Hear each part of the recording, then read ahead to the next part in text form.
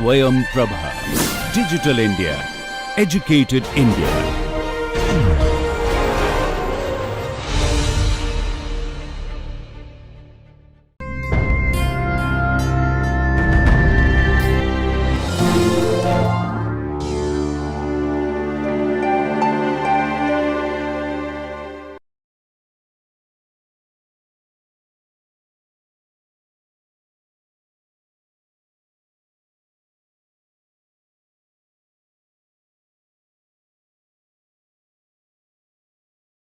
So, let us continue our discussion on rotating frame of reference, and we will try to understand Coriolis acceleration better in this lecture. So, I have taken the very famous example of a straight slot on a rotating platform, and it is rotating in a counterclockwise direction, and you have a particle pink in color is moving in the slot. And what we are going to do is, we are going to understand it from first principle, so that we make the problem very simple, knock off several terms and just focus on the Coriolis acceleration. So, what I have here is, I have a velocity in the direction of the slot. Okay. And I have the position marked as x, and this is like your r. So, r omega is the velocity because the platform is rotating, and you have x dot is the velocity, the particle is moving in the slot. See, I am going to repeat this animation several times. In each slide you will first see this animation. The idea is to get the idea of what is happening to the particle as clearly as possible. Okay. And I have labeled the particle as A, and I have also labeled the center of the disk as O, and you have this fixed frame of reference like this, and the rotating frame of reference is aligned to the slot at this moment. It is rotating with the platform, and you know very well that the acceleration of the particle A is nothing but, I have A O plus omega dot cross r plus omega cross r plus 2 omega cross V rel plus A rel. We have already said that disk is rotating at a constant counterclockwise angular velocity omega. So, which implies that omega dot is 0. I will deliberately make many terms 0, fine, to make our life simple. And I have O is a fixed point, and we have also said that in this slot the pink object is moving at a constant velocity. So, all these terms are very important to interpret. So, when I say the velocity is constant, I would also have this term knocked off. Okay. So, I have omega dot cross r is knocked off. I have a constant velocity of the particle in the slot. So, the A rel is knocked off, and I have A 0 or A O, that is also knocked off because it is a fixed point. So, I am left only with two terms, omega cross r plus 2 omega cross V rel, and you have an expression for V rel. Okay. You have this as r equal to x I. So, V rel is x dot I. So, that is what is shown as velocity x dot here. So, the particle A has a velocity x dot in this direction, and also a velocity component x omega in this direction. So, finally, when you simplify, the acceleration of the particle A simply reduces to x omega squared I plus 2 x dot omega j.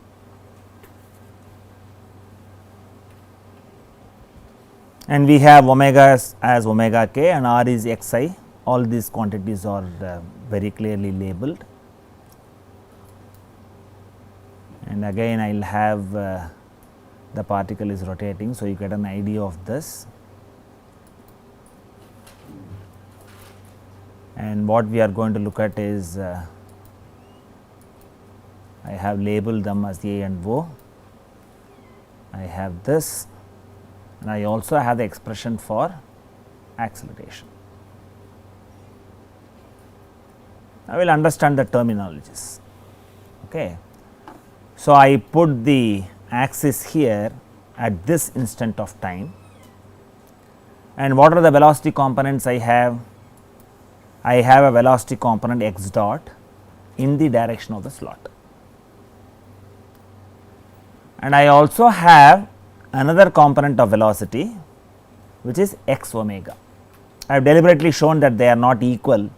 I could not show it in this diagram, just too small for me to show. So, when I do it here, just to bring in a generality that these two quantities can be of different magnitude to start with. Now, what we have to do is we have to investigate for a small rotation d theta, what happens to these quantities, and what is it a person would perceive sitting on a rotating frame, what is it that he will not perceive sitting on a rotating frame. Okay. And when I say the changes in velocity, we have always looked at change in magnitude and change in direction, both contribute to the acceleration. Okay. So, in an interval dt, axis rotate by angle d theta. So, let me draw that, and I would appreciate that you make a neat sketch of it, and I will also repeat this sketch once more, so that if you miss out some of the details, you could fill them up in the second time. So, I have this rotated by d theta. Now, what I would like to investigate is from the problem statement how these quantities change, that you have to look at. So, I have to look at the magnitude change as well as the directional change. So, let me summarize. I have two components of velocity. One component of velocity is x omega, another component of velocity is x dot. What is given in the problem statement? The particle moves with a constant velocity. Fine, x dot remains constant. So, there is no magnitude change of x dot. On the other hand, when I have this x omega does have a magnitude change. Okay. So, how do I write this? I have x omega, so I differentiate it. So, when I differentiate it, I get this as omega dx plus x d omega. And it is also given in the problem about what way omega is changing. It is clearly stated, to make our life simple, that the disk is rotating at a constant angular velocity. What is the meaning of that? I cannot have d omega. So, d omega goes to 0. So, what I have here is the component of velocity x omega has a magnitudinal change of the value omega dx. So, I have this omega dx is the magnitudinal change, and I have already discussed what happens to the magnitude change of x dot. It is given clearly in the problem statement, x dot remains constant. So, I have this magnitude change is 0. Now, let us look at the directional change. The directional change exists for x omega, and that is depicted like this, x omega d theta. And I also have a directional change of x dot, that is depicted as x dot d theta.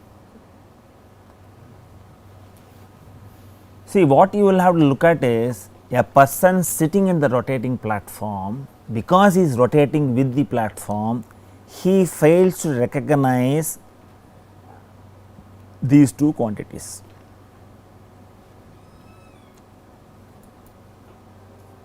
You know, this was the most difficult aspect when people were making the measurement and comprehending without the assistance of mathematics. Okay.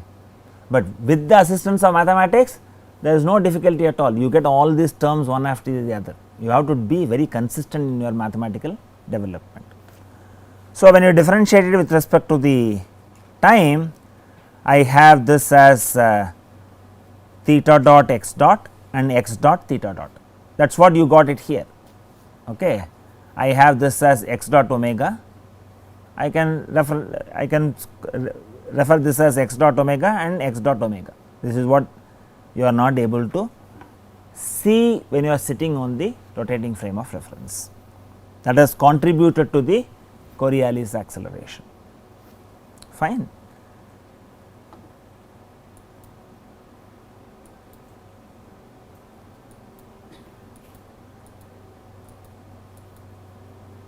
So, the velocity of point has two components, one along the slot and another perpendicular to the slot due to rotation of the disc.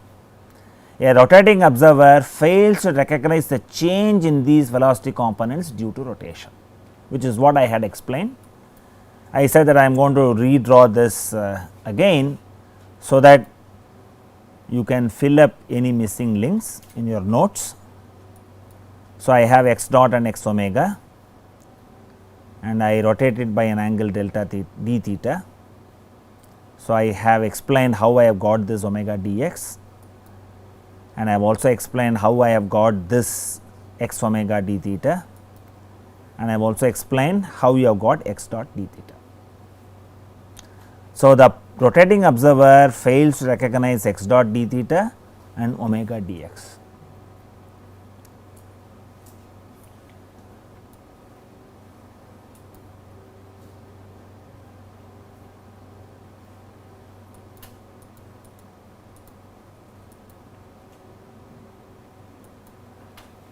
I have this as the basic expression, and if I do absolute motion analysis using polar coordinates, also gives the same result. There is no difference at all. Let us go back and get that expression. I have this as A as r double dot minus r theta dot square. In fact, after a long discussion of the problem which we discussed in the previous class, this is very easy for you to comprehend. See, the idea of repetition is to firm up the concepts that you have learnt. That is the idea behind it. Okay. And healthy repetition is desirable while running the course. From the problem statement, r double dot is 0. From the problem statement, theta double dot is also 0. So, here again I get very similar expressions. Okay. You should recognize these identities. If you are in a position to solve a problem using polar coordinates, no harm in it, fine. But when you learn the rotating frame concept, it helps you to expand your scope of solving problem. Particularly when you are dealing with rigid body mechanics, you should apply it, and you can physically appreciate the solution procedure, and this is again repeated for clarity. So, whether I do with the rotating frame of reference or do an absolute motion analysis, there is absolutely no change as far as the acceleration of the particle. And what is the direction of Coriolis acceleration? We will also summarize for the earlier problems as well.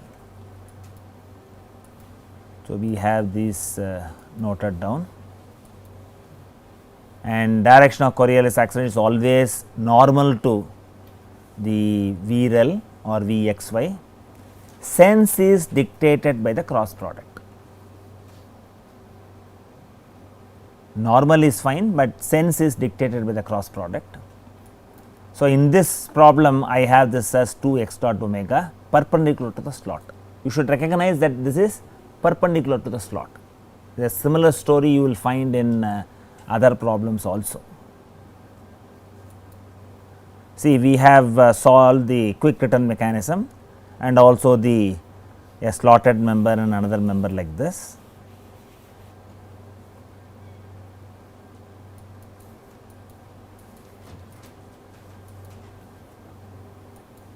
So, I have this as 2x dot w omega for this, and then in this problem also we have looked at and the particle is coming down. So, when you look at the cross product, the Coriolis acceleration is perpendicular to the slot. Okay. And in the quick return mechanism, we have also looked at this, and this is perpendicular to the slot like this. Okay.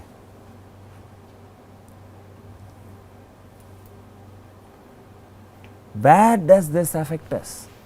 It is a very interesting application, and you look at here, the hand is stretched because of the Coriolis force, it is drifting away, and look at the switches here. This is in a space station, they are provided with a protection like this, and I will repeat the animation once more. Okay. So, you have a spinning space station, and if I have to operate the controls, I must go and operate the correct switch. Look at the hand, the hand is going there. Because of this protection, he or she is able to remove the hand from this and go to this switch and switch on this. It is a very interesting one. This is published by NASA.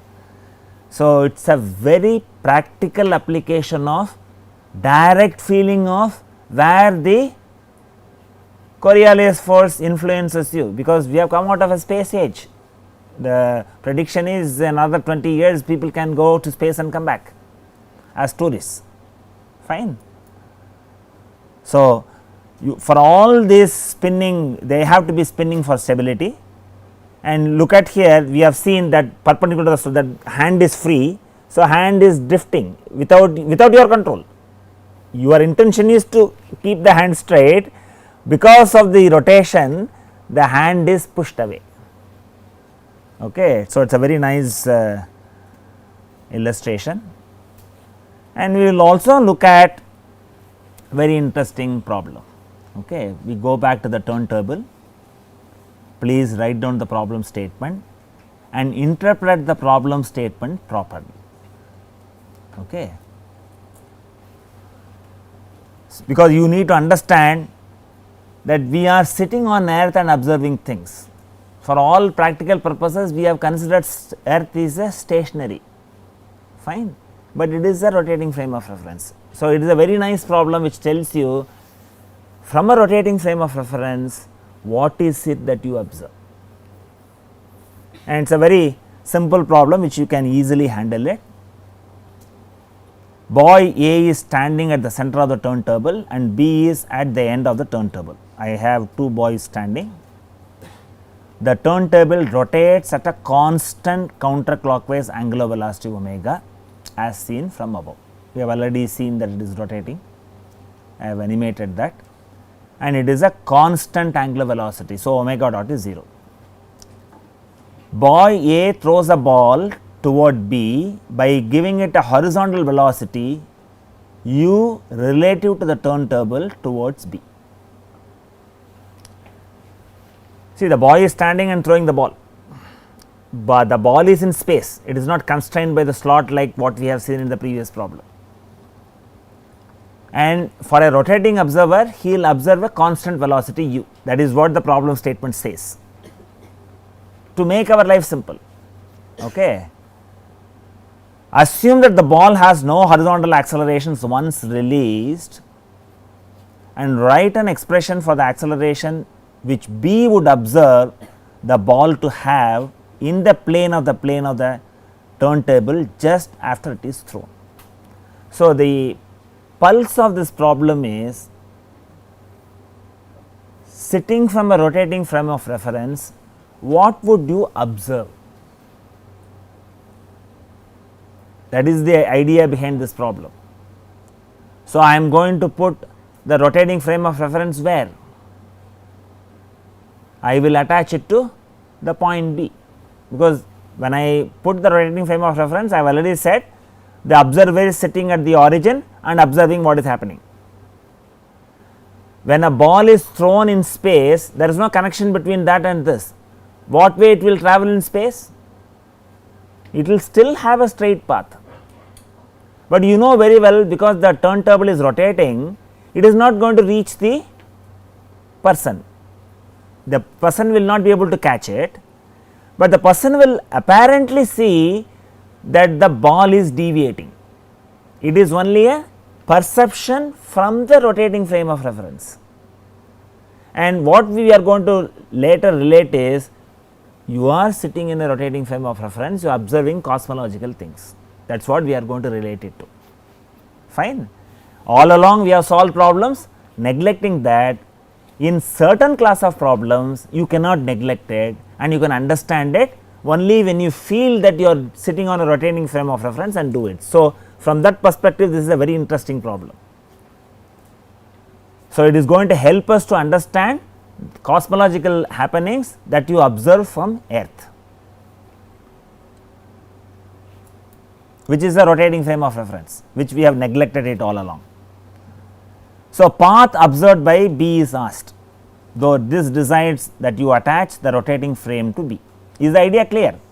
See, I have taken pains to explain you in various different ways how to identify a fixed frame of reference and how to identify rotating frame of reference. The moment you identify these, rest of it is simple algebra which you are master at it. The thinking part is only on the selection of the fixed frame of reference and rotating frame of reference. You should not rush up at that stage of solving the problem. So, I have the rotating frame attached to the point B, and you have a fixed frame attached to the center, and it is given in the problem statement to make your life simple. A person sitting in the rotating platform would observe a constant velocity u, and we will also have to get the position vector. R is dA, and then it is minus Ri. I am taking the rotating frame of reference as the basis for all my calculations. So, it is minus Ri, and I have VREL is UA given in the problem statement, very clearly given in the problem statement. A observer sitting in the rotating platform would observe a constant velocity u, and I have the standard expression for acceleration of point A, because he is going to observe the ball thrown at A, thrown by the boy at A, and it is also given the problem statement. What is it that you have given as acceleration of A? Go back to the problem statement and then see. It said that you assume there is no horizontal acceleration. Fine, you are just having a constant velocity. The ball is moving at a constant velocity, and if you look from space, it will go in a straight path. If I sit on the rotating platform, I will not see that it is going in a straight line. So, what all things I know? I have this as a rotating platform, just to show that this rotating frame of reference rotates like this, okay, rotates like this, and I can find out what is the coordinate acceleration for me to fill up all this. Okay. We have already noted some of the terms are 0, and you can easily write AB as minus r omega squared I, because this is rotating, very simple and straightforward for you. And I have this omega dot r is 0, because omega dot is 0, and we also have omega cross r, that is r omega squared I, and we also have in the problem statement that there is no acceleration in the horizontal direction. So, A equal to 0. So, we have to get what is the acceleration that the observer B would observe for the ball. And you will also have to go back, if I have to sketch the motion of the ball, you have to go back to your projectile motion. You have also looked at a projectile is just thrown, and what is the shape it takes place. It is moving in a constant gravitational field, it has a parabolic motion, is not it? In the vertical plane it has a parabolic motion. Here we are discussing about the horizontal plane, fine. We are looking what is happening in the vertical plane is bound to happen. In addition to that, in the horizontal plane what happens, because the platform is rotating anti-clockwise. Okay, I have given you the clue for you to visualize what should be the nature of deflection. So, when I do this 2 omega cross V rel, I get this as 2 omega k cross u I, that is simply 2 u omega j, and I have this 0 equal to the rest of the expression is written. You can again the 0 quantities are not fully removed. So, I essentially have this, I have A rel as minus A b minus of omega cross r minus 2 omega cross B rel. So, the quantity what an observer sitting on a rotating platform would observe as acceleration. Okay. And we will soon relate it, people sitting on earth, it is a rotating frame of reference, not a fixed frame of reference. We have all along discussed, when I say A rel or V rel, I said what the quantity that you measure from the rotating frame of reference xyz, small xyz. Okay. So, that is what the expression you have, and you already have what is A b and this quantity, they cancel each other. So, I essentially get this as 2 u omega j. So, I get this as 2 u omega j. Now, the stage is set for you to visualize what should be the pattern of deviation of the ball. What does this indicate? See, the ball will have to traverse this radial distance, fine, that is what you are trying to look at, and this is now moving in a constant acceleration field, like what you had in your projectile motion. You have the acceleration due to gravity. Here I have a constant acceleration minus 2 u omega. So, what way the deviation would be? It would again be a parabola. Okay. So, that is what you see here. The person would observe this particle experiences a motion like this in the horizontal plane. Is the idea clear? Is the idea clear? Suppose I look from above, I would see the ball as only a straight motion, fine. For an observer who is outside the rotating frame of reference, when he observes it, it will go only in a straight line fashion, it does not deviate. Because the person is sitting in a rotating platform and rotating with it, and we are also explicitly calculating the A rel, I see that this is in a constant acceleration field for the entire length. So, this deviates like a parabola. Okay. And this is what is affecting when you observe things from earth. So, you have a nice 3-dimensional visualization of how the ball is deviating for the observer B in this animation. I can repeat the animation. The platform is rotating anti-clockwise and the ball deviates like this, and the deviation is shown as a curve here. For an observer who looks above, the ball would only travel a straight path. The deviation is observed by the observer sitting on the rotating platform. Suppose the rotating platform, instead of rotating anti-clockwise, if it rotates clockwise, what happens? The deviation is to the left like this. And now let us look at a relook at frames attached to earth. Axes attached to earth have been assumed to be inertial frame of reference for solving day to day problems in mechanics.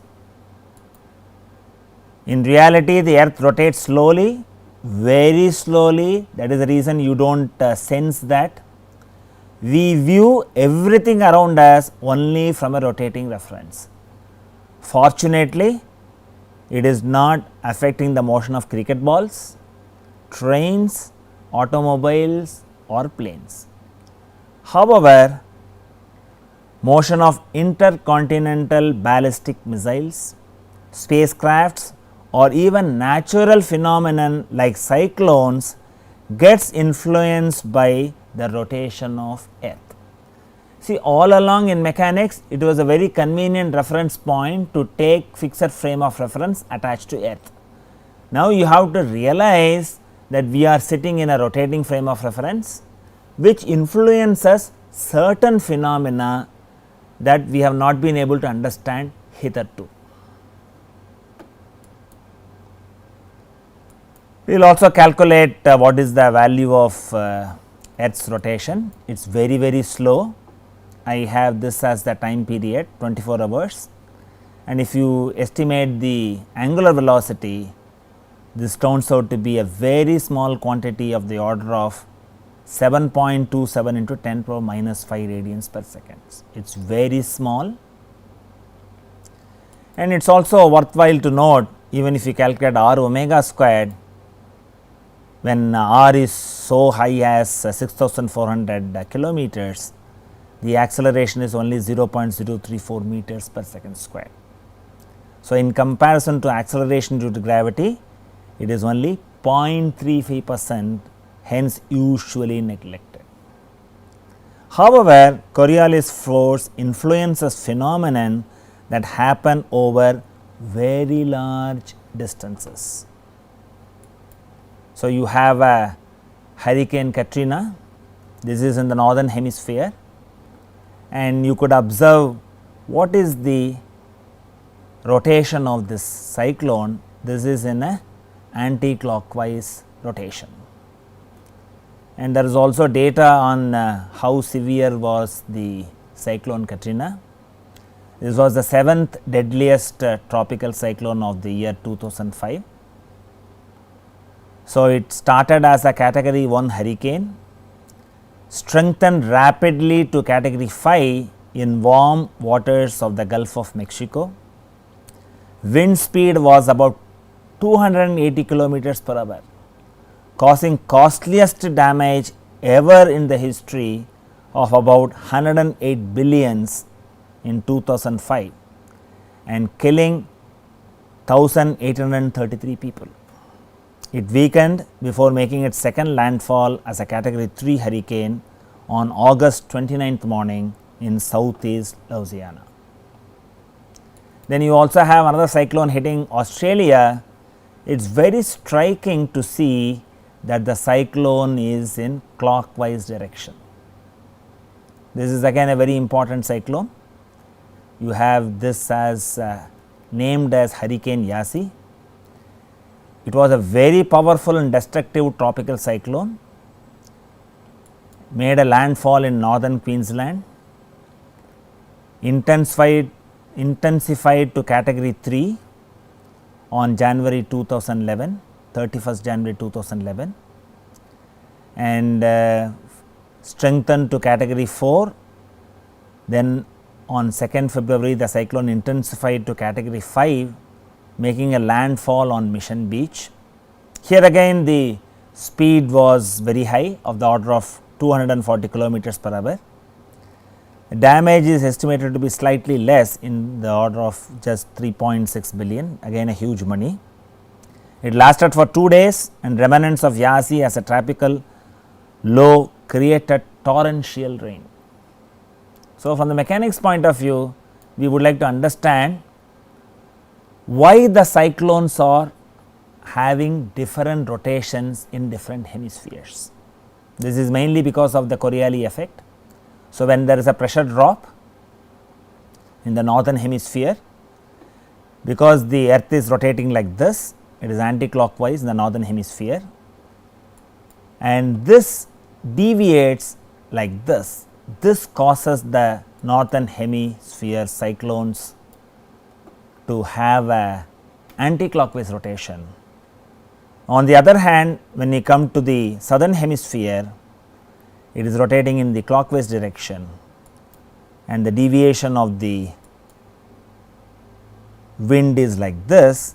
This causes the cyclone to rotate in the clockwise direction. So, this provides a scientific explanation why do the cyclones have different rotation in the northern and hemispheres. People were not able to understand it earlier.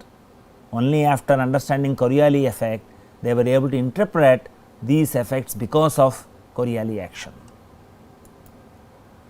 And you could also see here again from the rotating platform, we are sitting on the rotating platform and viewing it, and we see the deviation to the right like this when it is anti-clockwise.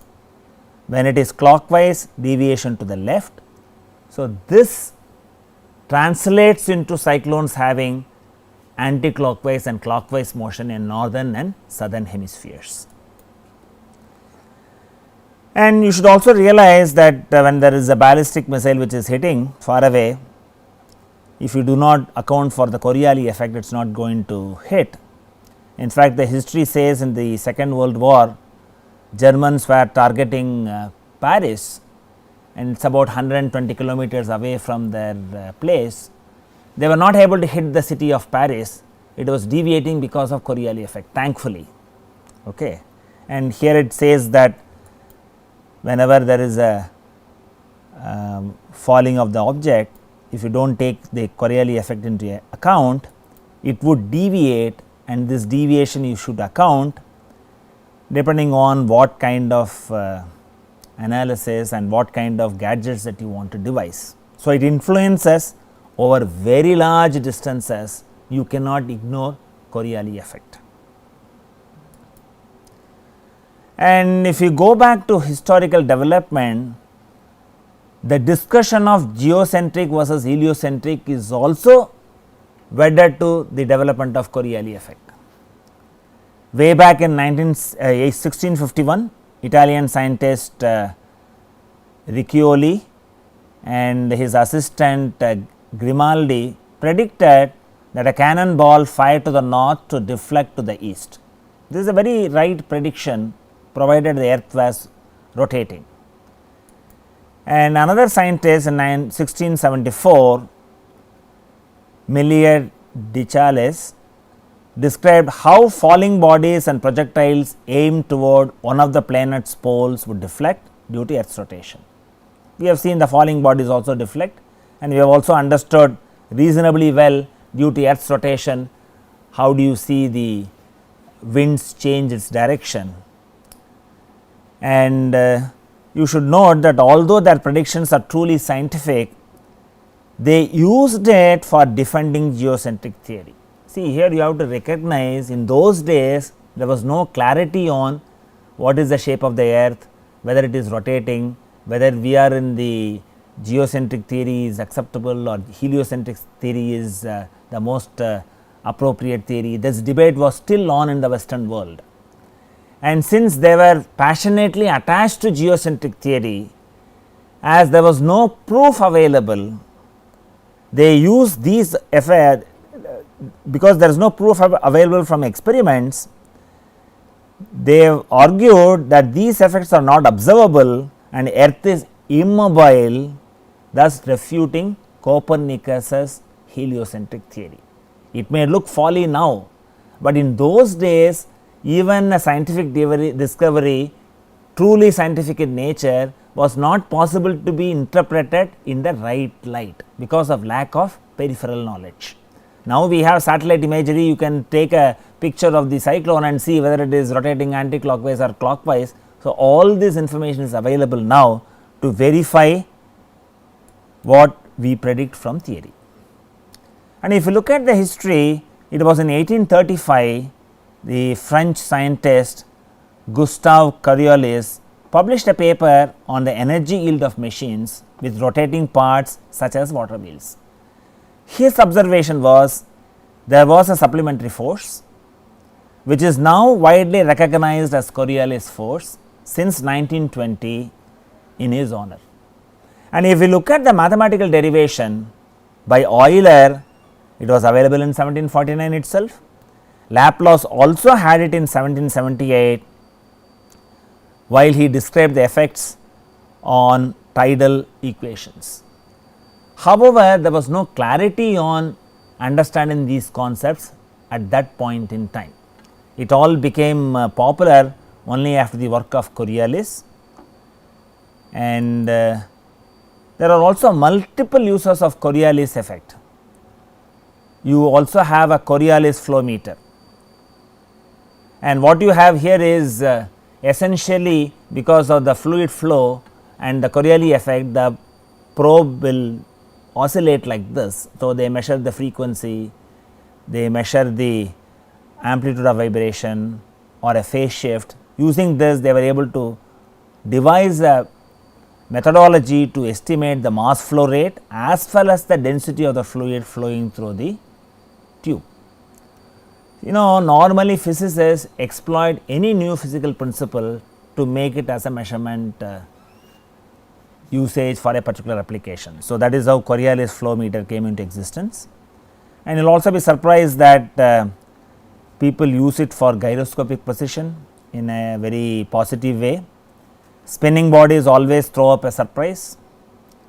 Coriolis force has an effect to keep the spinning body stably aligned. So, this is used for inertial stability and so on and so forth. And with great struggle, human civilization has understood what is Coriolis effect and how it can be used. There were confusions in understanding of this. There was also confusion in even though the predictions were correct, they were not able to associate with heliocentric theory at that point in time. In fact, since they were passionately attached to geocentric theory, they used this as an argument to say the earth was immobile. How folly it is. But if you go to nature, we have altogether a surprise. We had so much struggle to understand Coriolis effect. You find flies and some moths exploit the Coriolis effect in flight with specialized appendages and organs. It is very, very surprising. And all your drones, they are taking inspiration from insect flight, and insect flight is not very simple, it is extremely complicated dynamically. The antenna in the moths are responsible for the sensing of Coriolis force. How sophisticated nature in comparison to human evolution. So, we have to be really humble to accept this. So, in this lecture, we have looked at a deeper understanding of what is Coriolis acceleration, and we also learnt from a rotating frame of reference how I would observe a ball that is thrown in a rotating platform which moves straight, but sitting on a rotating platform I would observe that as deviating. That knowledge is very important to appreciate some of the phenomena that we observe on earth, and you should recognize that earth is a rotating platform. Though it rotates slowly, it affects phenomena that happen over large distances, like you have cyclones. The cyclones are influenced by the Coriolis effect, and we have also looked at briefly the historical development and also how nature is far ahead of all the scientists put together. Thank you.